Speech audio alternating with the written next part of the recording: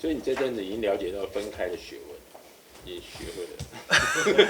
了解到啊，我觉得算是了解掉吗？因为我觉得这个是永远是一个谜题啦，就是大家都一直试着去，但是我觉得就是不管怎么样，都是一直在努力的去学习中。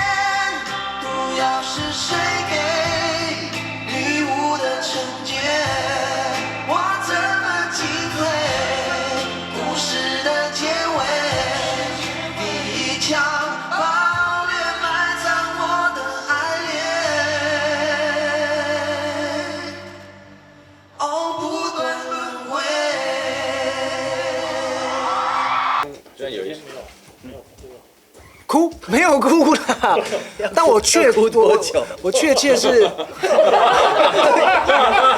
是要跟起来蛮，我刚算了一下，19分，对，蛮久的。对方联络嘛，就事情之后都没有再联络，没有联络，没有讯息这样，没有，手机删掉，拉黑，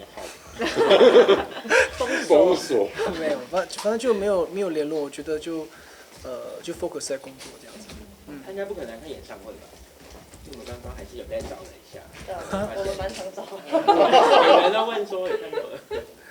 我不知道，我真的不知道，对啊。他也没有传讯跟你想要解释什么事情。